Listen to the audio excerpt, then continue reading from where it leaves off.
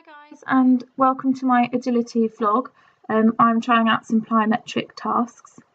So to start off with, I'm just trying a one-footed jump to a two-footed landing. As you can see, my landing's quite heavy. It's quite jarring. My arms aren't really helping or doing anything, and making it not particularly efficient in terms of the distance of ground that I'm travelling.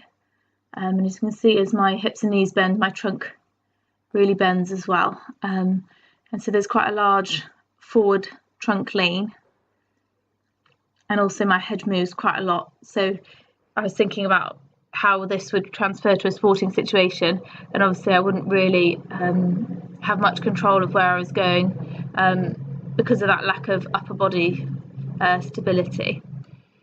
So I practiced this for a few weeks. This is obviously me now doing two-footed jumps, and you'll see in a second the comparison. So as you can see in the comparison, I'm landing much more softly. I've had probably slightly greater knee flexion, but I'm landing much more in the general sports position. My torso is remaining much more vertical, and my head is staying quite straight and upright.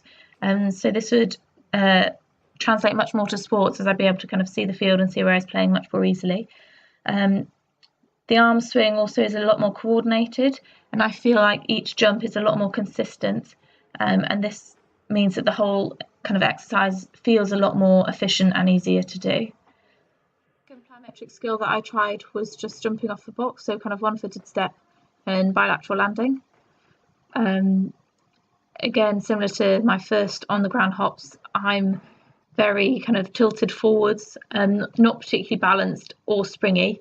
And in this one, you can see that as I land, I have to kind of hop quite a lot in order to get onto the box. It's not a very fluid movement, which shows me that when I'm contacting the ground, I'm not able to develop I haven't got very good spring in my legs to then get onto the box. And equally, my balance isn't particularly good either. So this is a mixture of right foot stepping, left foot landing, bilateral landing and unilateral landing. And here's I've been working on it. It's actually from a higher box, but I'm able to kind of freeze better on my landing. I feel much more in control, much more balanced. And I feel like the weight was absorbed better equally in both feet, whereas before I was getting one ankle was much sorer than the other. Then with a step and jump, other than that one I've just done, I generally felt like it was a bit more fluid. I felt like I got a better spring, and equally my landing was much more balanced. I feel like I could have kept going with these if there was a series of boxes, whereas before I was struggling just to stand on top of the first box. In terms of coaching athletes, the main things that I've done to try and improve this is a lot of unilateral work. So that's been kind of high hops. I've done quite a lot of kind of work with ladders, so trying to get my feet quicker, quite a large amount of skipping, and also kind of box jumps, but focusing on kind of springiness and getting up there and landing quietly, rather than just doing as many as I possibly can. I did used to do quite a lot of seated box jumps, and I felt that definitely helped with my confidence with this.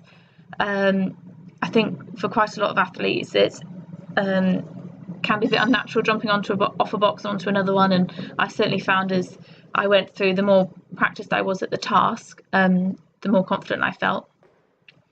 And in this last video that's playing now, you can see how much more springy I am, lifting up my knees, and there's greater kind of hip and knee flexion than before. So thank you for watching, and any comments are always appreciated.